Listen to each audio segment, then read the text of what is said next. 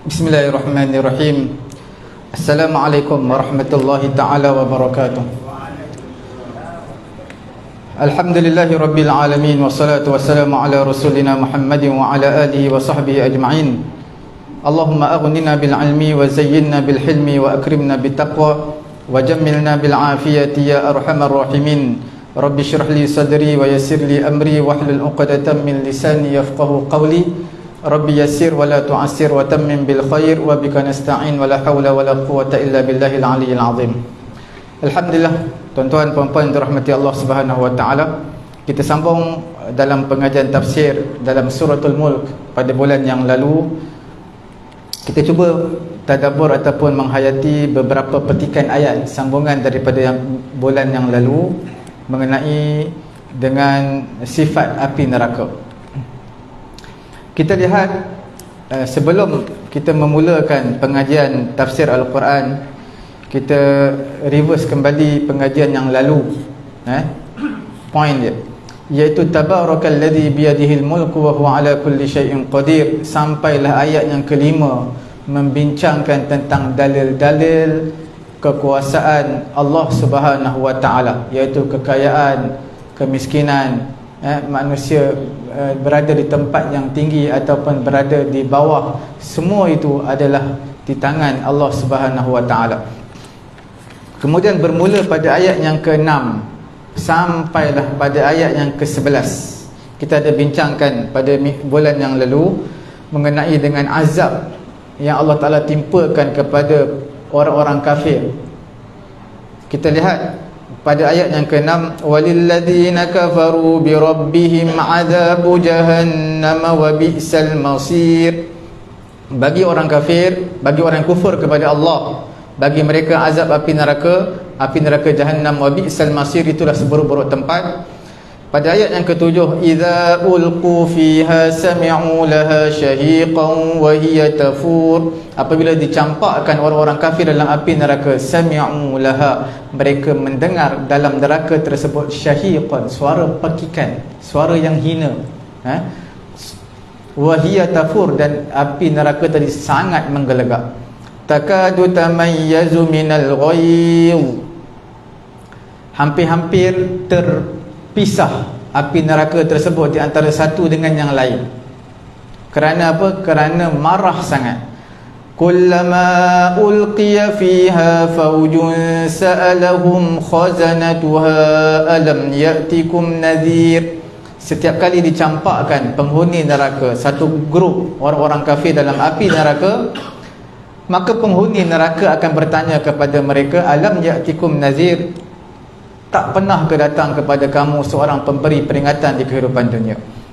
Mereka menjawab pada ayat yang ke-9, qalu bala qad ja'ana nadhirun fakadzabna. Mereka berkata, bala, ya, qad ja'ana nadhirun, sesungguhnya telah pun datang kepada kami di kehidupan dunia seorang pemberi peringatan, iaitu Rasul. Fakadzabna, kami yang dustakan Rasul tersebut. Wa qulna ma nazzalallahu min syai', kami mengatakan, iaitu orang kafir kata, ma nazzalallahu min syai', Allah Ta'ala tak turunkan apa-apa kitab, ataupun tak turunkan mana-mana Nabi. In antum illa fi dhalalin kabir, tiadalah kamu melainkan berada dalam kesesatan yang sangat besar. Pada ayat yang ke-10, wa qalu law kunna nasma'u aw na'qilu ma kunna fi ashabis sa'ir. Mereka berkata, orang kafir berkata, law kunna nasma', kalaulah kunna dahulunya di kehidupan dunia, maksudnya nasma', kami dengar, au na'qil, kami guna akal, apa yang disampaikan guna akal. Kalau kami dengar dan kami berfikir, guna akal sini berfikir, ma kunna fi ashabis sa'ir, maka kami tidak akan berada di dalam tidak ada berada dalam neraka sa'ir, di kalangan penghuni sa'ir, api neraka sa'ir. Dalam ayat ini, kalau kita lihat ayat yang ke-10, nak mengajar kepada kita pendengaran itu sangat penting. Nanti kita akan huraikan. Pada ayat yang ke-11, fa'tarafu bidzambihim fasuhqan li ashabis sa'ir, mereka mengakui dosa mereka, fasuhqa, maka malanglah, jauhlah mereka daripada rahmat Allah. Siapa yang jauh? Ashabis sa'ir, iaitu penghuni neraka sa'ir. Apa munasabah kesinambungan ayat ini dengan ayat sebelum ini? Selepas mana ayat yang sebelum ini Allah Ta'ala ceritakan tentang kekuasaan Allah dan juga ditimpakan azab di kehidupan akhirat nanti kepada syaitan. Selepas mana di kehidupan dunia ada di kalangan syaitan yang kena panahan tahi bintang, maka dalam ayat ke-6 sampai ke-11 ini Allah Ta'ala umumkan bukan sekadar syaitan, siapa yang mengikut jejak langkah syaitan juga akan menimpa perkara yang sama, iaitu azab daripada Allah. Dalam ayat yang ke-6 dan ke-11 mengumumkan azab ini adalah untuk orang kafir. Pada ayat sebelum ni dikhususkan kepada syaitan. Dan Allah Ta'ala menjelaskan pada ayat ini, Allah Ta'ala menyediakan juga bagi setiap orang yang kafir, yang kufur kepada Allah. Kemudian Allah Ta'ala ceritakan sifat-sifat neraka dan juga kengerian api neraka Allah Subhanahu Wa Ta'ala. Sebab itu kita lihat sifat api neraka yang kita bincangkan, kita sebutkan berapa ayat tadi? Ayat ke-6 sampai ke-11. 6 ayat. Dalam ayat tersebut menceritakan sifat api neraka. Ada 4 sifat.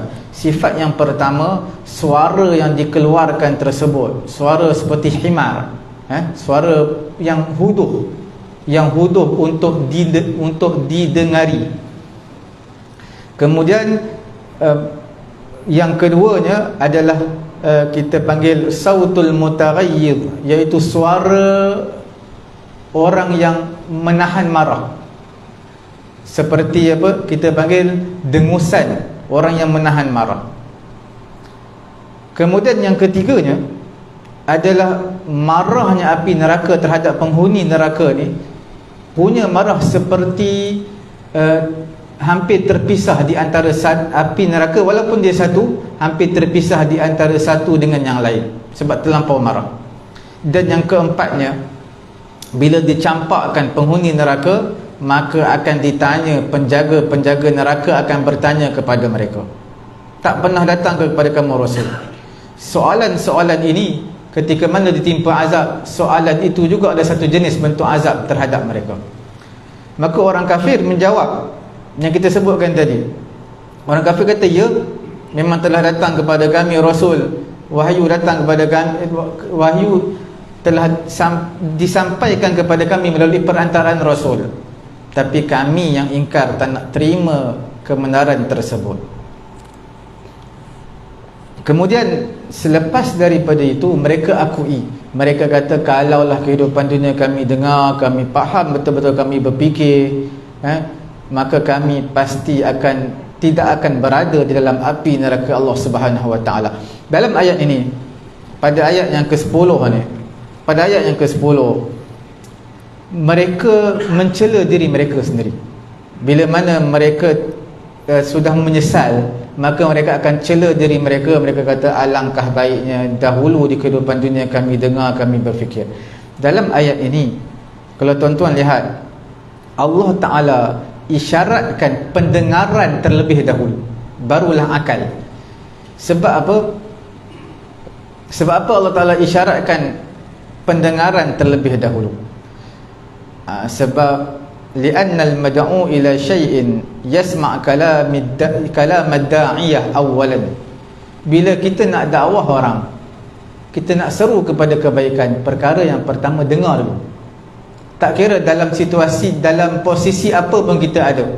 Kita seorang guru, anak murid datang lambat dalam kelas, kita seorang bos, pekerja datang lambat, ada apa tindakan pertama? Kita dengar dulu, apakah alasan ataupun sebab yang menyebabkan dia datang lambat.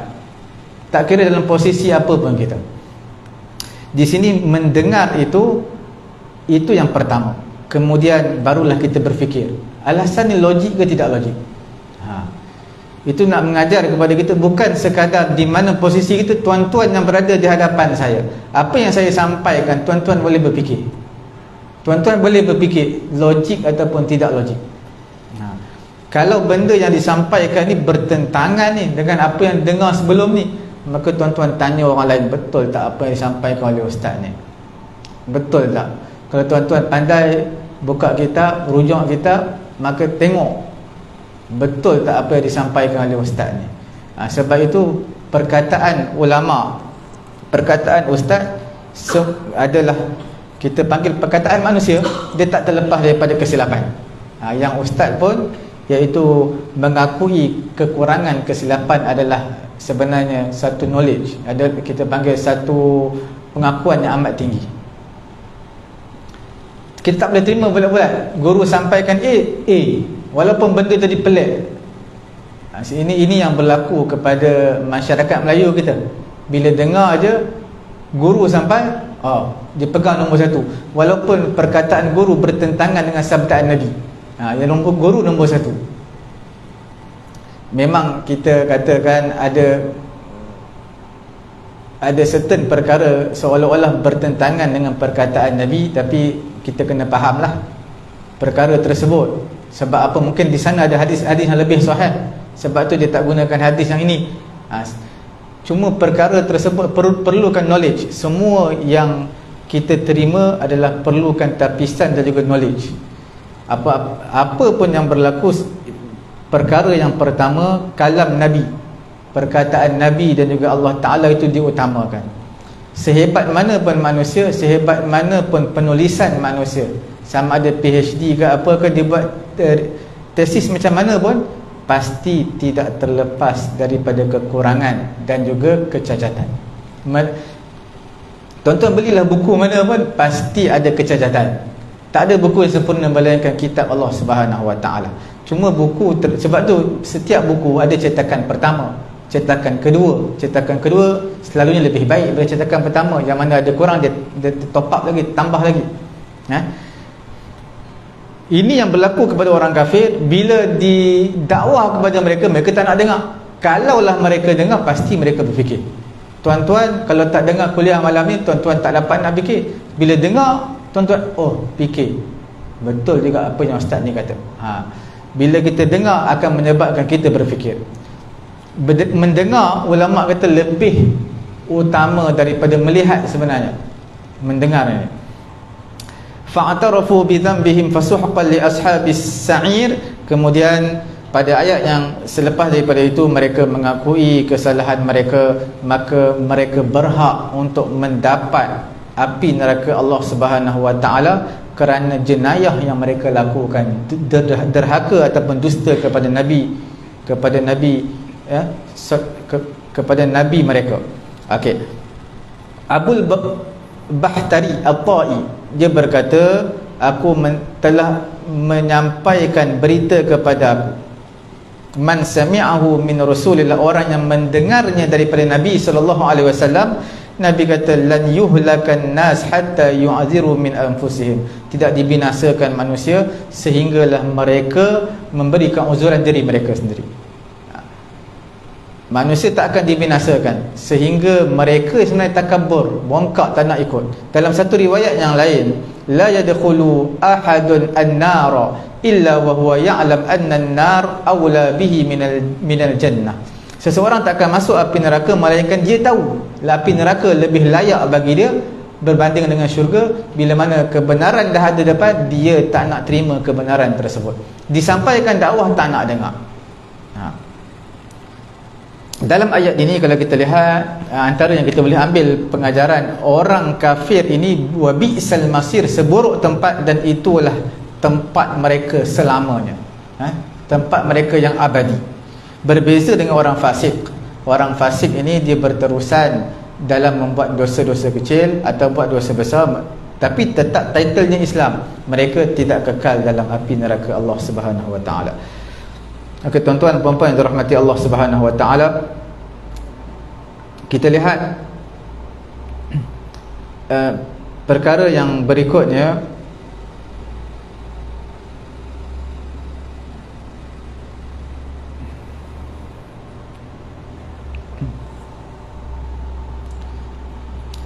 Pada ayat yang selepas daripada itu, ayat yang ke-12 sampai ke-15,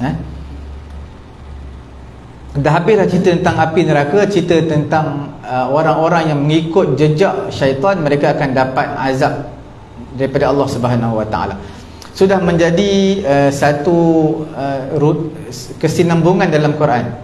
Bila cerita tentang azab, akan cerita juga tentang benda yang baik, syurga. Dia baru berlaku adil. Tuan-tuan nak cerita tentang kelebihan semayang, cerita juga tentang azab, siksaan orang yang tinggal semayang. Pada ayat yang ke-13, pada ayat yang ke-12, bermulalah penceritaan Allah Subhanahu Wa Taala terhadap orang-orang beriman. Mereka ini akan mendapat keampunan daripada Allah Subhanahu Wa Taala dan sedikit gertakan kepada orang kafir untuk kali yang kedua. Kita tengok pada ayat ke-12, innal ladzina yakhshawna rabbahum bil ghaibi lahum maghfiratun wa ajrun kabir. Sesungguhnya orang yang takut kepada Tuhan mereka bil ghaib. Ghaib ini maksudnya ketika orang tak ada. Ghaib, ketika orang tak ada, dia duduk seorang-seorang, dia takutkan Allah. Sebab selalu orang duduk seorang-seorang ni dia tak takut Allah. Sebab orang tak nampak jahat dia buat jahat macam-macam. Untuk orang yang beriman, dia takut kepada Allah bil ghaib. Ketika orang tak ada pun dia takut kepada Allah, tak berani buat dosa. Lahum maghfiratun wa ajrun kabir. Bagi mereka keampunan daripada Allah dan juga ganjaran yang sangat besar.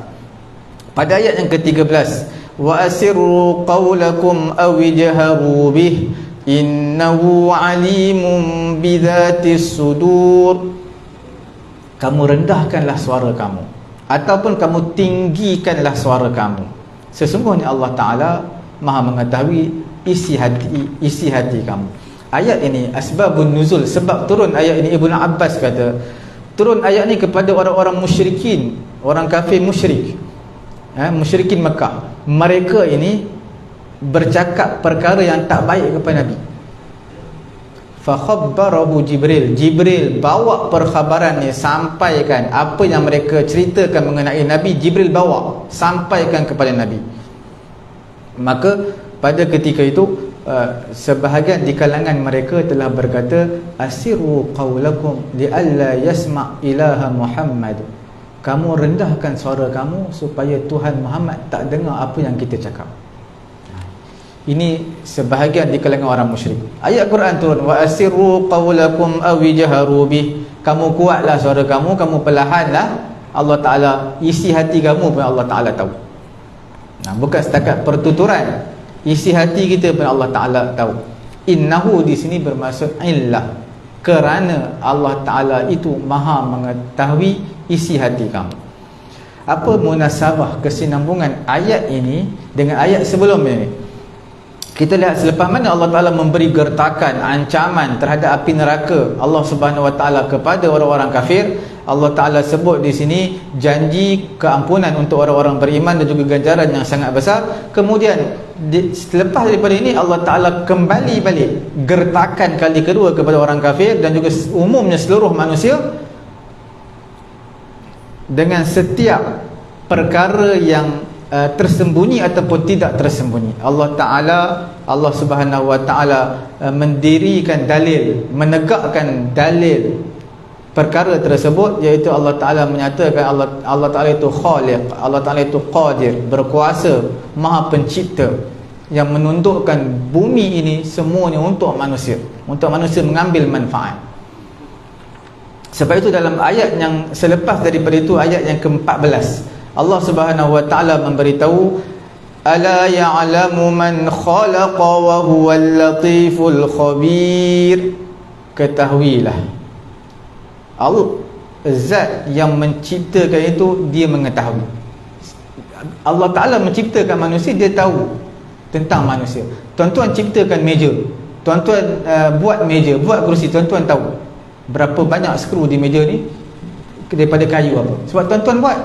Begitu juga Allah Ta'ala, bila dia buat, dia tahu manusia, isi hati manusia semua Allah Ta'ala tahu.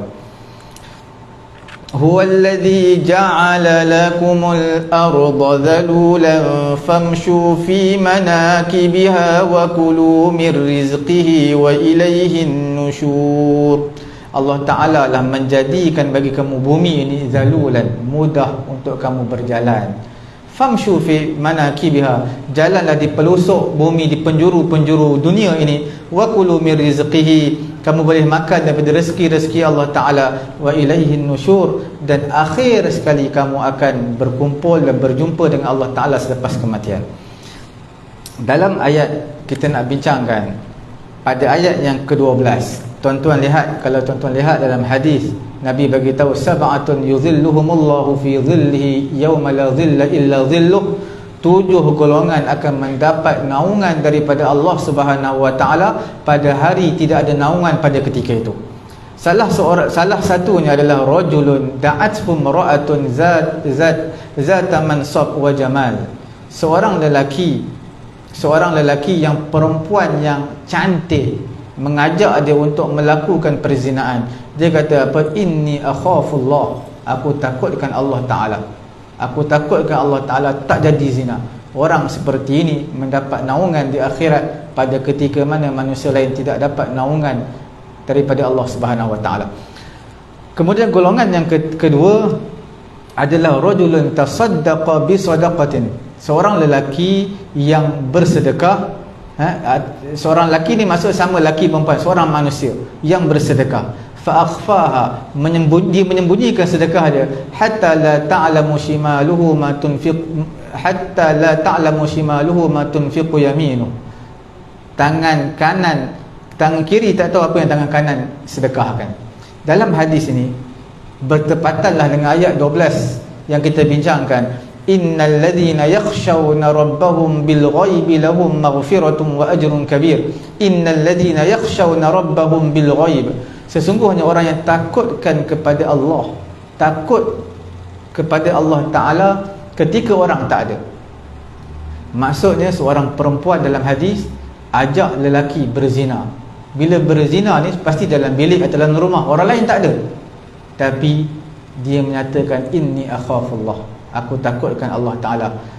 Itulah mendapat ganjaran yang sangat besar daripada Allah Subhanahu wa taala. Dan yang keduanya seorang lelaki yang memberi infak, ataupun seorang manusia yang memberi sedekah, tangan kiri tak tahu apa yang tangan kanan bagi sedekah. Dia begitu sembunyikan sedekah dia. Walaupun mengenai dengan sedekah ni tidak dinafikan. Tuan-tuan nak sedekah, ambil gambar, ambil video, itu pun ada kebaikan, itu pun baik, bagus, sekiranya tuan-tuan dapat kawal, kontrol perasaan riak. Sebab perasaan riak ni selalunya ada pada manusia. Tuan-tuan dapat kontrol, dapat kawal, dan niat tuan-tuan untuk memberitahu kepada orang lain, buatlah seperti mana aku buat. Mungkin selepas ini aku dah tidak ada kehidupan dunia, orang lain boleh sambung apa yang kerja aku buat.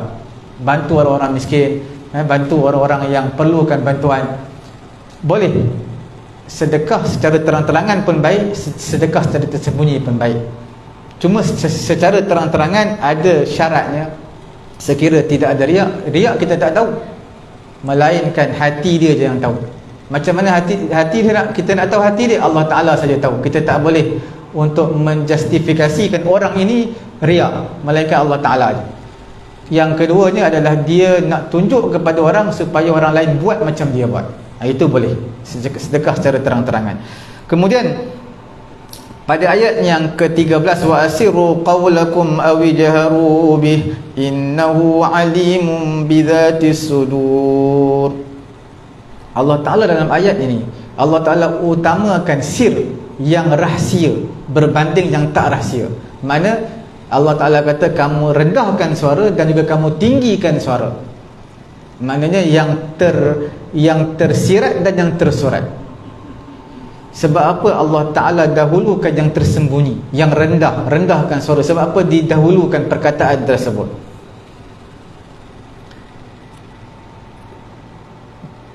Li'annahu muqaddam alaihi 'adah, kerana itulah secara adatnya itulah diutamakan. Sebab contohnya bila mana kita nak fama min amrin illa wa huwa yabda awalan fi nafsi.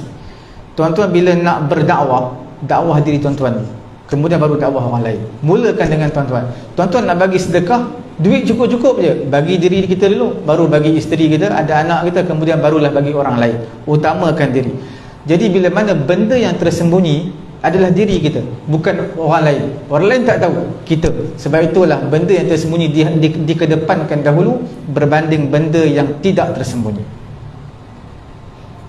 Dan sebab yang kedua, sebab apa Allah Ta'ala meletakkan benda yang, perkataan yang tersembunyi itu diutamakan berbanding yang secara terang-terangan, supaya manusia berhati-hati terhadap perkara yang rahsia dan tersembunyi. Sebab perkara tersebut kita tak ada knowledge. Berhati-hati dalam menjustifikasikan sesuatu perkara yang kita tidak ada knowledge mengenainya. Ayat ini ditujukan kepada bukan sekadar orang-orang kafir sebenarnya, tetapi umum kepada semua makhluk, semua manusia, pada semua amalan-amalan. Sama ada kamu nak mengumpat orang, mengumpat kuat ke perlahan ke, kamu nak memerli seseorang kuat ke perlahan, semua dalam pengetahuan Allah Subhanahu Wa Taala. Jadi berhati-hatilah dan ingat bila kita nak buat kesalahan, ingat Allah Taala sentiasa melihat dan juga mendengar. Selepas daripada itu, ayat yang ke-14 Allah Taala beritahu tentang bila Allah Taala kata dia tahu apa yang isi hati manusia. Allah Ta'ala bagi dalil luasnya pengetahuan, knowledge, ilmu Allah Subhanahu Wa Ta'ala. Allah Ta'ala menyatakan, ala ya'lamu man khalaqa wa huwal latiful khabir. Latif, al-khabir. Al-khabir ni perkara yang sangat halus, Allah Ta'ala tahu, tak tersembunyi di sisi Allah Subhanahu Wa Ta'ala. Kemudian itu Allah Ta'ala nak bagi tahu luasnya knowledge Allah Ta'ala. Apa dalil dia? Ya'lamu man khalaq. Allah Ta'ala ciptakan manusia, Allah Ta'ala tahu apa yang manusia buat. Ayat selepas daripada itu nak menunjukkan dalil kekuasaan Allah Subhanahu Wa Ta'ala. Tadi dalil luasnya ilmu Allah, sekarang ni dalil iaitu berkuasanya Allah Subhanahu Wa Ta'ala. Huwallazi ja'ala lakumul arda dhalulan famshu fi manakibiha wa kulu min rizqihi wa ilaihin nusyur. Allah Ta'ala tundukkan bumi ni sebenarnya untuk manusia, supaya manusia mudah berjalan, manusia tetap di bumi, tak bergoyang-goyang. Allah Ta'ala jadikan bukit bukau sebagai pasak bagi bumi supaya tak bergoyang-goyang. Dan di bumi ada mata air, ada jalan, kemudian pelbagai manfaat haiwan, binatang, pokok, semua untuk manusia, tanam-tanaman, padi dan sebagainya.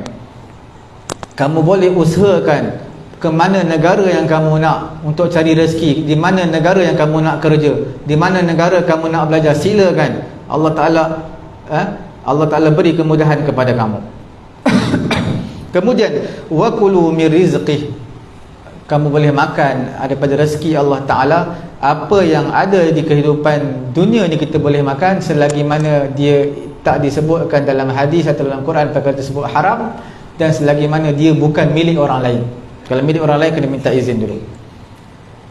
Ini semua ayat menunjukkan tentang kekuasaan Allah Subhanahu Wa Ta'ala. Bukan sekadar kekuasaan, Allah Ta'ala menambahkan lagi nikmat Allah Ta'ala kepada makhluk dia. Sebab apa? Menambahkan nikmat kepada makhluknya supaya manusia bukan sekadar satu peluang pekerjaan, macam-macam boleh bekerja. Ada tumbuh-tumbuhan, ada pokok, ada macam-macam, ada haiwan. Manusia boleh kerja macam-macam. Sembelih haiwan, satu pekerjaan. Bela haiwan, satu pekerjaan. Ada pokok, ada padi, tuan-tuan tanam, manusia boleh cari pekerjaan di situ. Ada keluar buah, manusia boleh jual. Semua itu adalah peluang pekerjaan. Sebab itu kalau kita lihat, usaha tidak menafikan tawakal. Islam amat menggalakkan manusia berniaga, bekerja supaya mencari rezeki daripada rezeki yang halal. Daripada riwayat Imam Ahmad, Imam Tirmizi, Imam An-Nasai dan juga Ibnu Majah, daripada Umar Ibn Al-Khattab radhiyallahu ta'ala anhu, dia mendengar Nabi SAW bersabda. Nabi kata, "Lau annakum tatawakkalun 'ala Allah haqqa tawakkulihi." Kalaulah kamu benar-benar bertawakal kepada Allah dengan sebenar-benar tawakal, la razaqakum kama yarzuqut tayr, pasti Allah Ta'ala beri rezeki kepada kamu seperti mana rezeki burung. taghdu khimasan wa taruhu bitanan. Burung keluar perut kosong, balik-balik kenyang, penuh perut, kenyang. Macam mana dia boleh tahu rezeki dia? Dia terbang aja. Rezeki daripada Allah Ta'ala, yang penting dia terbang. Jangan dia tidur dekat dalam sarang dia. Dia terbang, dia keluar. Usaha. Bila usaha, maka pasti di sana akan Allah Ta'ala berikan ruang dan juga jalan untuk kita mendapat rezeki. Bila duduk atas katil tidur, tak nak usaha, itu tidak datang. Tidak akan adanya peluang rezeki daripada Allah Subhanahu Wa Ta'ala. Memang rezeki ni Allah Ta'ala dah tetapkan, tidak dinafikan, tapi perlu usaha. Tuan-tuan lapar nak makan nasi, kena suap lah dekat mulut. Walaupun boleh order Grab, walaupun macam-macam cara dia, tapi tuan-tuan kena angkat tangan juga masuk dalam mulut. Takkan orang lain nak masuk kan dalam mulut tuan-tuan. Jadi di sini nak menyatakan kepada kita, usaha tidak menafikan tawakal, bahkan dia seiring dengan tawakal.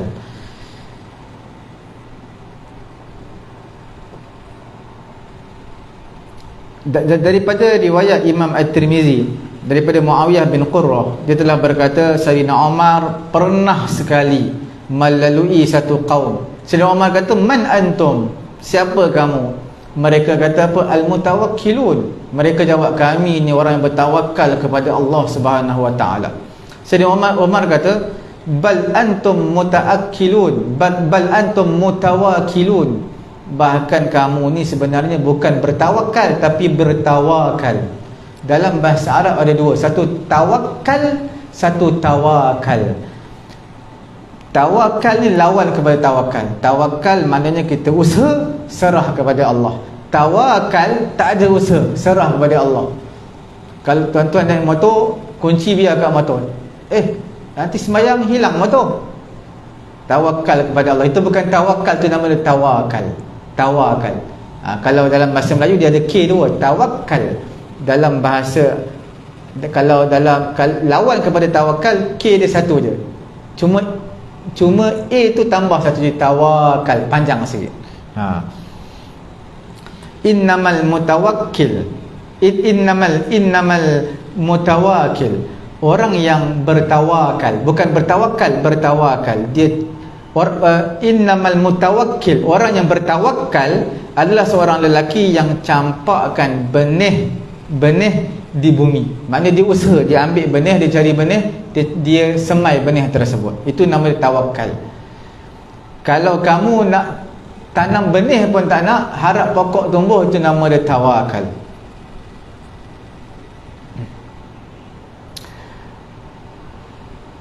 Kemudian kita lihat lagi pada ayat yang berikutnya. Pada ayat yang ke-16 sampai ayat ke-19, ini adalah bentuk kali yang kedua ancaman Allah Ta'ala supaya kamu ingat, jangan buat perkara bukan-bukan. Umat terdahulu mereka buat yang bukan-bukanlah. Turunnya azab Allah kepada mereka. Begitu juga kamu wahai manusia, kalau kamu buat perangai seperti mereka, tak nak taat kepada Allah, derhaka kepada Rasul, maka kamu akan menimpa nasib yang sama, ditimpa nasib yang sama. Kita lihat pada ayat yang ke-16. A'amintum man fis samaa'i an yakhsifa bikumul arda fa idza hiya tamur. Adakah kamu berasa aman? Kamu berasa aman, berasa selamat. Man fis sama', Tuhan yang di langit. Yakhsifa bikumul arda, dia akan yakhsifa, akan mencongkil, menenggelamkan bumi. Fa idza hiya tamur, maka bumi akan bergegar. Dalam ayat ini tuan-tuan lihat, nanti kita bincangkan. Allah Ta'ala man fis sama', Allah Ta'ala di langit. Kalau terjemah literal lah, Allah Ta'ala di langit. Nanti kita bincang sekejap lagi. Kemudian ayat yang selepas itu, am amintum man fis sama'i an yursila alaikum hasiba fasata'lamuna kaifa nadir. Adakah kamu berasa aman? Man fis sama', Tuhan yang di langit akan menghantar kepada kamu hasibah, angin yang kencang. fasata'lamuna kaifa nazir, kamu tahu betapa kerasnya, nanti kamu akan tahu betapa kerasnya azab Allah Subhanahu wa taala. Tuan-tuan, maksud hasibah di sini adalah angin yang kuat, dan pada angin tersebut ada batu-batu kecil. Tuan-tuan lihat di sini kesinambungan ayat ke-16 dengan ayat yang sebelum ini. Selepas mana Allah Ta'ala ceritakan dalil-dalil ke atas ilmu Allah Ta'ala, dalil-dalil ilmu Allah Ta'ala, dalil-dalil kekuasaan Allah Subhanahu Wa Ta'ala, tujuan dia untuk menakutkan orang-orang kafir.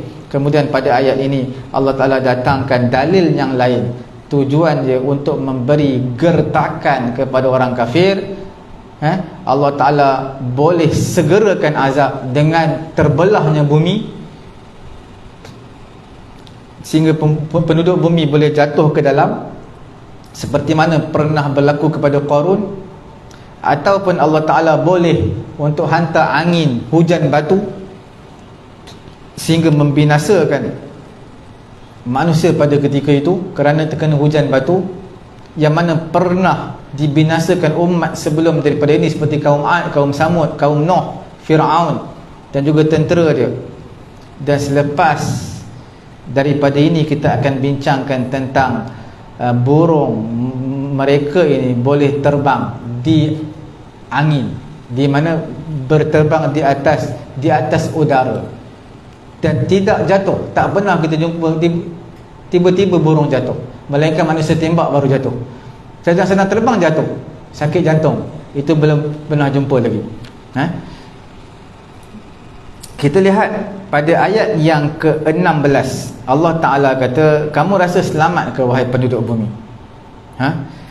Allah Ta'ala kalau dia nak beri azab, dia boleh buat seperti mana Qarun. Ini seolah-olah nak mengungkit balik pada ayat yang sebelum ini. Allah Ta'ala kata apa?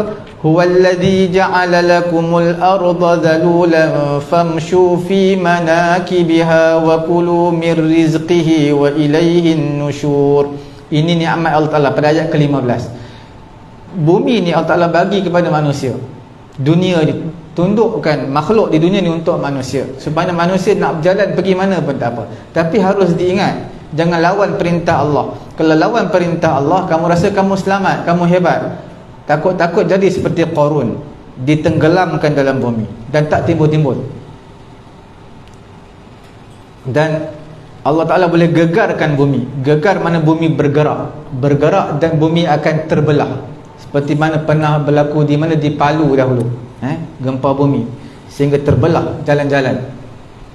Dalam ayat ini aamintum adalah istifham, satu pertanyaan, tapi pertanyaan di sini sebenarnya ada unsur-unsur gertakan, ancaman kepada manusia.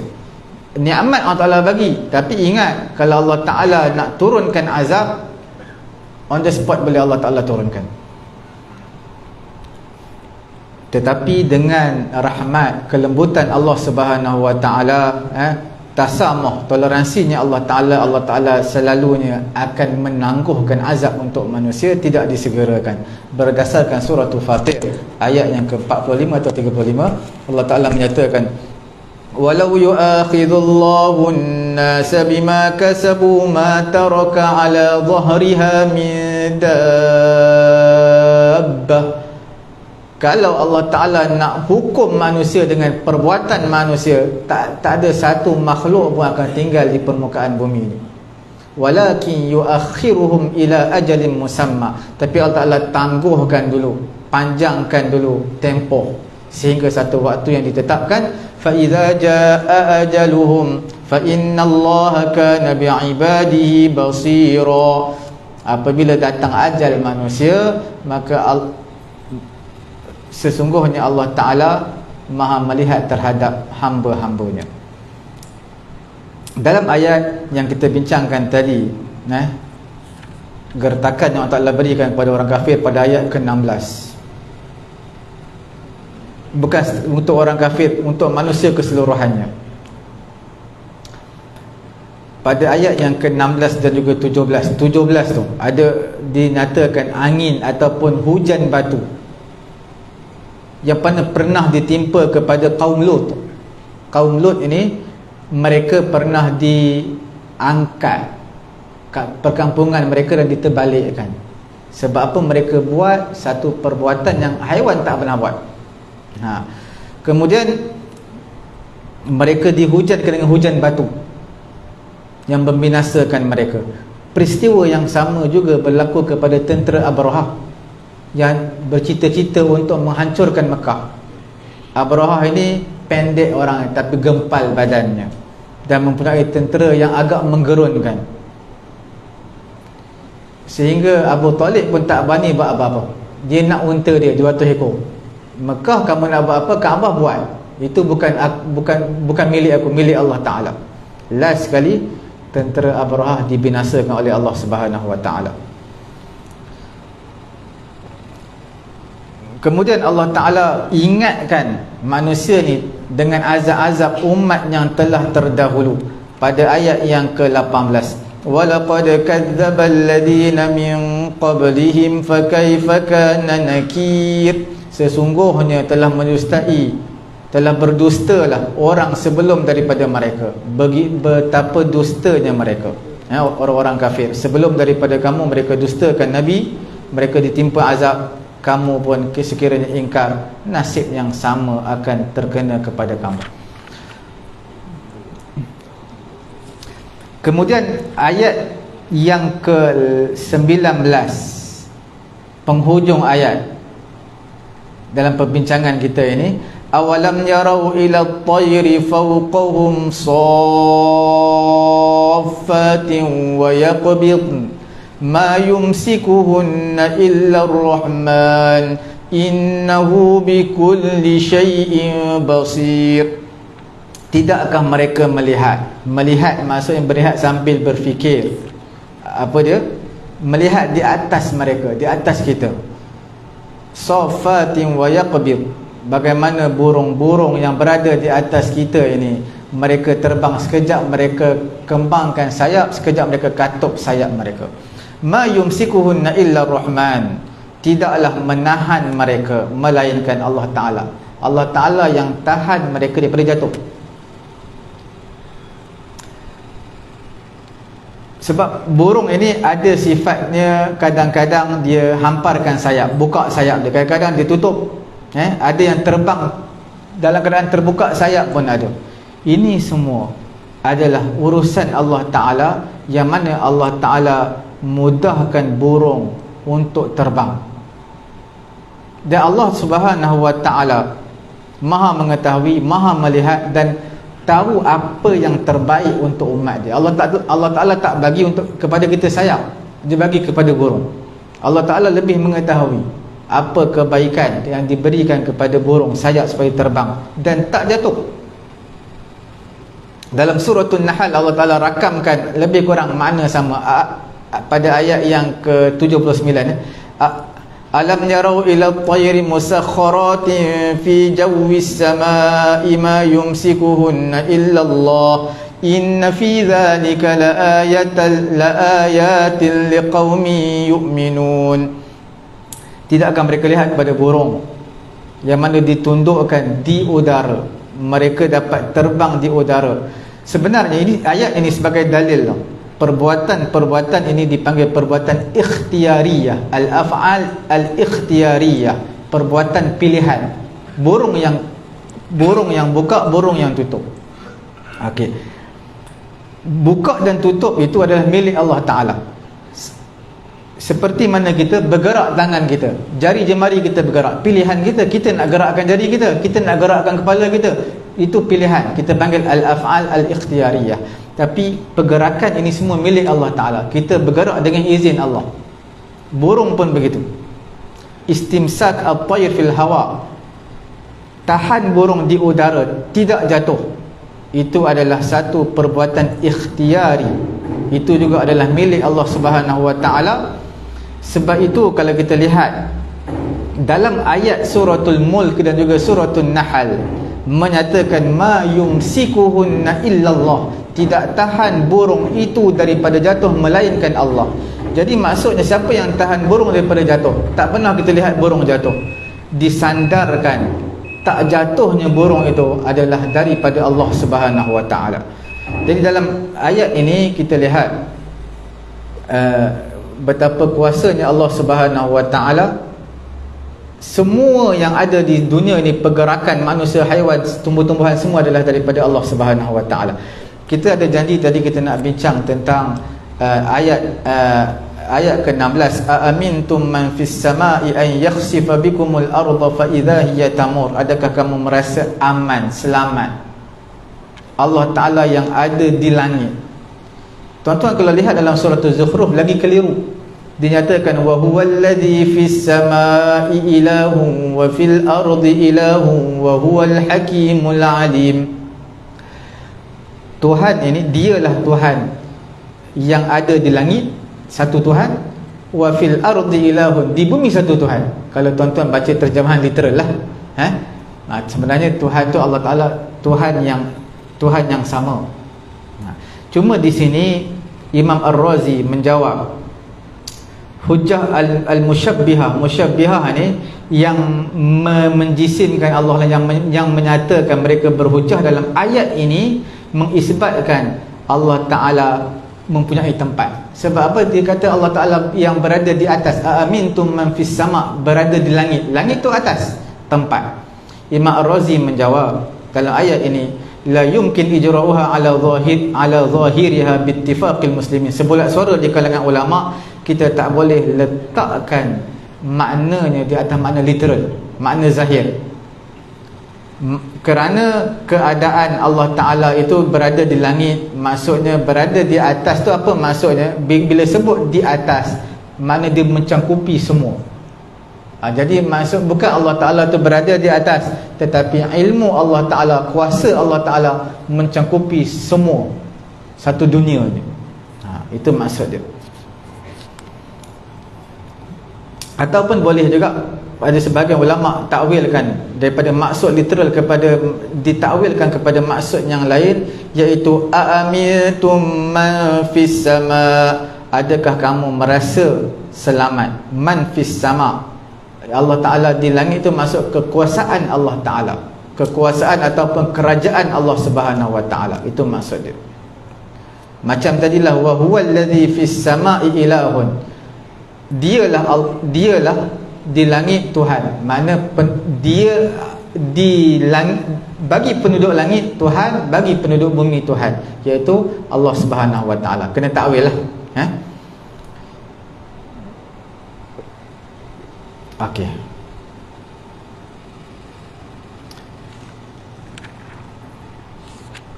Mungkin pada masa yang akan datang kita baca sikit lagi lah, sebab lepas kita nak buat tahlil tahlil.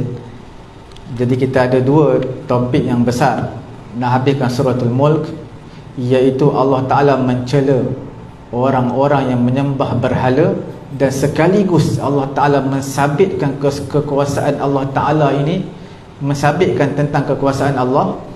Dan juga Allah Ta'ala memberitahu kepada manusia, kamu semua akan pulang berjumpa dengan Allah, dibangkitkan berjumpa dengan Allah Subhanahu Wa Ta'ala. Dan pada ayat yang terakhir nanti kita akan bincangkan beberapa ayat mengenai dengan orang-orang kafir Mekah. Mereka doa kemudaratan. Bukan Nabi doa kemudaratan untuk mereka, mereka berdoa kepada Allah, hancurkan Nabi dan juga hancurkan orang-orang beriman. Cukup sekadar itu. Mungkin saya ulang sikit lagi, nak bagi tahu kesimpulan daripada bulan yang lalu dan juga pada malam ini. Pengajian kita berkisarkan kepada suratul Mulk yang tuan-tuan baca. Suratul Mulk tuan-tuan baca setiap malam, iaitu mensabitkan kekuasaan Allah Ta'ala, ketinggian, kekayaan, kemiskinan, kehinaan, semua milik Allah Subhanahu Wa Ta'ala. Allah Ta'ala boleh beri kepada siapa yang dia nak, dan Allah Ta'ala memberi ancaman, memberi azab di kehidupan dunia dan juga di kehidupan akhirat kepada syaitan. Dan pada ayat yang ke-6 Allah Ta'ala umumkan azab terkena kepada orang-orang kafir dan tak nak taat kepada Allah Subhanahu Wa Ta'ala.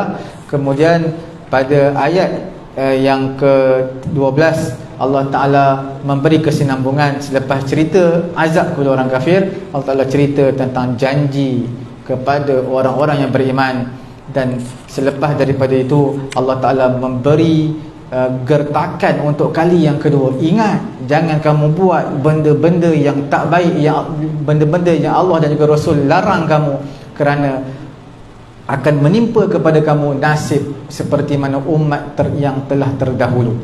Dan ada dua lagi yang kita tak sempat bincang, insya-Allah kita akan bincang pada masa yang akan datang, iaitu mengenai dengan celaan Allah terhadap orang yang menyembah berhala kerana mereka rasa adanya berhala mereka ni mereka rasa selamat, adanya berhala mereka dapat rezeki. Sebenarnya semua tu daripada Allah. Allah Ta'ala betulkan balik i'tiqad mereka. Dan yang terakhir, hebatnya orang-orang kafir ni, mereka doa laknat kehancuran untuk untuk Nabi dan juga orang-orang beriman. Sebenarnya sedikit pun tidak dimustajabkan doa mereka sebab mereka kafir. Sepatutnya Nabi doa untuk mereka, untuk dihancurkan mereka, bukan mereka doa kehancuran untuk Nabi. Cukup sekadar itu. Mudah-mudahan Allah Subhanahu Wa Taala memberi kefahaman kepada kita. Kita tutup majlis dengan tasbih kafarah dan juga suratul Asr. Subhanallahumma wa bihamdihi, subhanakallahumma wa bihamdika, asyhadu an la ilaha illa anta, astaghfiruka wa atubu ilaik. Bismillahirrahmanirrahim. Wal 'asri innal insana lafi khusr illa alladhina amanu wa 'amilus solihati wa tawassaw bil haqq wa tawassaw bis sabr. Bismillahirrahmanirrahim. Alhamdulillahirabbil alamin, wassalatu wassalamu ala rasulina Muhammadin wa ala alihi wa sahbihi ajma'in. Allahumma anfa'na bima 'allamtana وعلمنا ما ينفعنا وزدنا علما. الحمد لله على كل حال ونعوذ بالله من حال أهل النار. ربنا آتنا في الدنيا حسنة وفي الآخرة حسنة وقنا عذاب النار. وصلى الله على سيدنا محمد وعلى آله وصحبه أجمعين والحمد لله رب العالمين. تقبل الله منكم.